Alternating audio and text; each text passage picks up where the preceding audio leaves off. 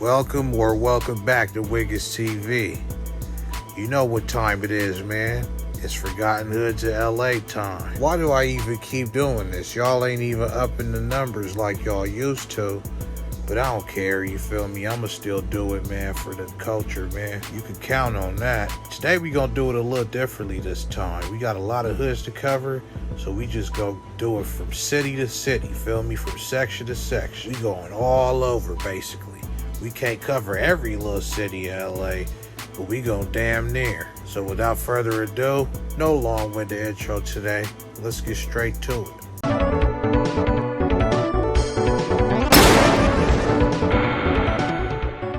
When you think of Crips on 51st, you most likely would say 5'1" Trouble Gangster Crip, or Nothing But Trouble if you're from the old school. But with all due respect, I got a few things to say. I heard from multiple people that there was and possibly still is a Crip hood that been over there for a long time. And they say, not Wiggins, they say had a grip on 51st and Hawthorne since way back in the 70s.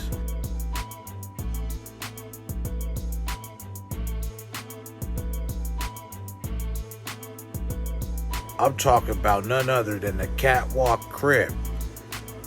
I got a few mentions of this hood in my comments section from my Forgotten Hoods of LA previous episodes, and I say this respectfully. They said when the Catwalk Crips start getting locked up, when the Catwalk Crips left, and moved to other places, and it got left to just a few older cats, that's when, other Crip hoods pretty much took over things.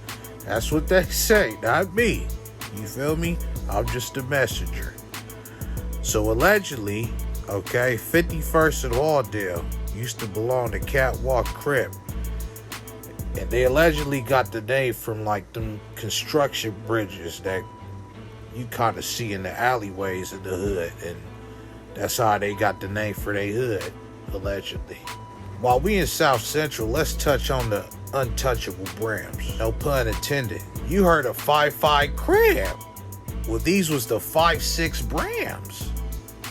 That shit sounded corny as hell. Who went by Untun for short. I heard talks that they all just ended up turning 5'4" V&Gs or 5'0" V&Gs. But I'm not too sure. Allegedly, things didn't work out, so they just pretty much had to disperse and go into different hoods. I guess they realized they was touchable after all. That was just a joke. Shut up. I don't want to hear no banging in the comments. Y'all better be happy I'm doing a shout out on you now. Next.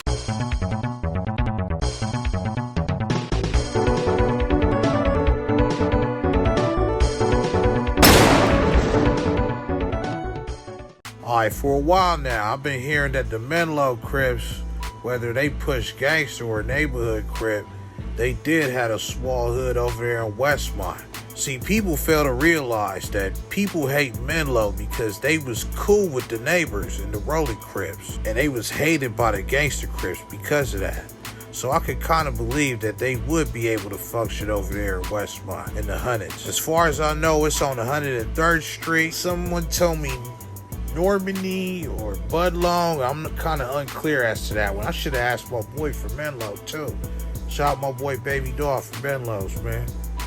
But yeah, as far as I know, it's on 103rd Street, man.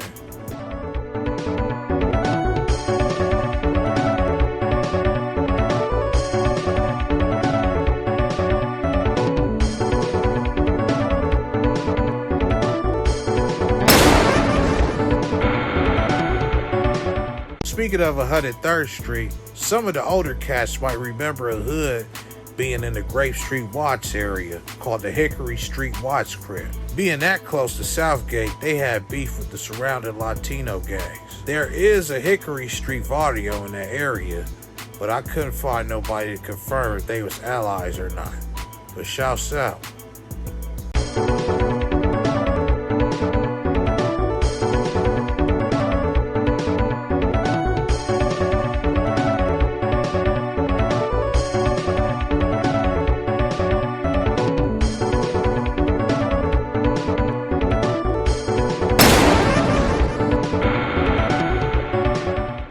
think about Gardena, you think about paybacks and S-guns and Gardena dressing. But years ago, there were many more gangs that claimed the gore. One of those were the sex symbols. They was considered a party/prep gang with allies such as the 132nd Street Dragnets and enemies like the 87th Street Sex Jerk Crips. Another low-key forgotten hood in Gardena was the 146th Street Gardena Hustler Crips. This is interesting to me because I always wonder about the other streets because Gardena's a big city. But interestingly enough, they don't click up with the other hoods out there. I heard, don't fry me, I just heard, they don't get along with the other hoods out there. They just solo pushing hustlers and they real low key with it. They got one hood on 146 and another one on 161st Street. Most people in Gardena don't really consider them a legit set, but hey, I'm just providing content, man. Don't fry me. And since we in Gardena and we close to Hawthorne, let's give a shout out to the Tongans out there. I've been here for years. Some of they homies that started the hood out there in the Thorn. It's on 135th Street to 137th from Prairie to Hawthorne Boulevard. Shouts out.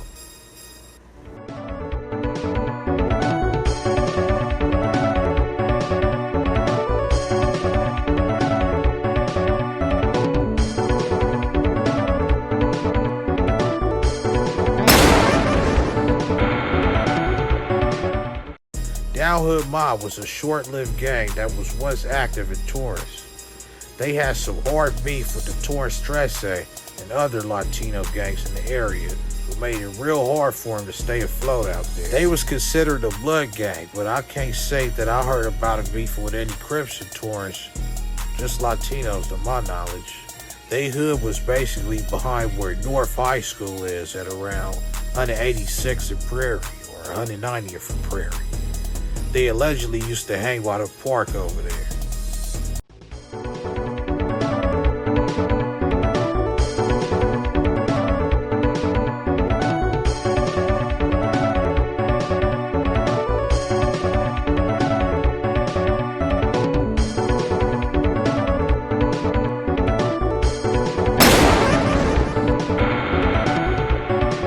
In San Pedro, the main and only assumed Crip hood out there is Dodge City Crips.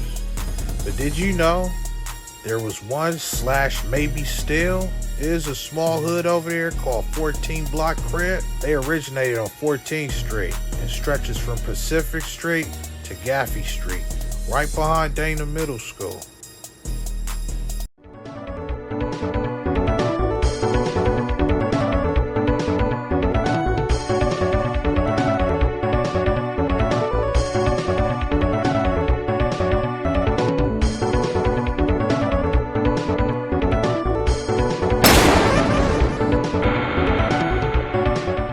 Fam Bam Crips are a reputable Crip gang in Long Beach with a variety of races in their hood, including Black and Pacific Islander, or Poly.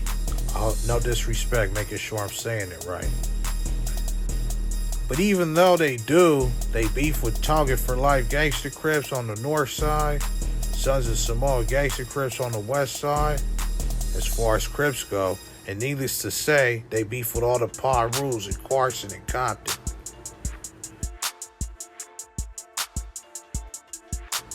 As far as I heard, they got two sections of Long Beach.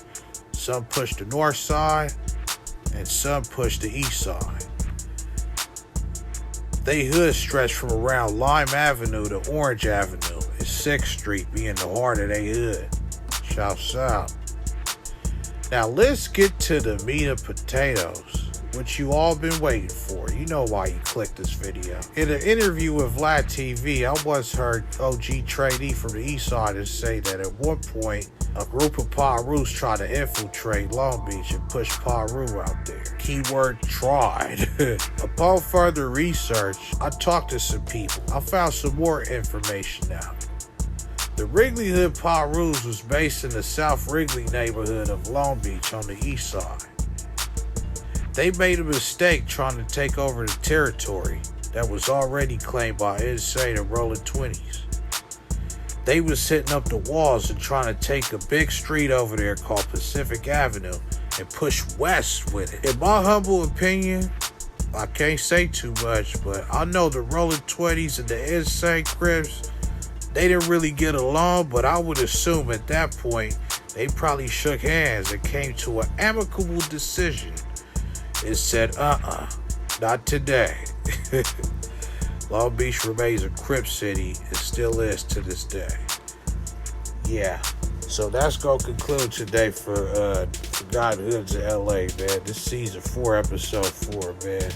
You know, just a little something. I ain't want to leave y'all with nothing, man. But yeah, make sure you like, comment, share, subscribe, man. More gas coming soon. Stay tuned. Donate if you can. I'm out of here. Wait!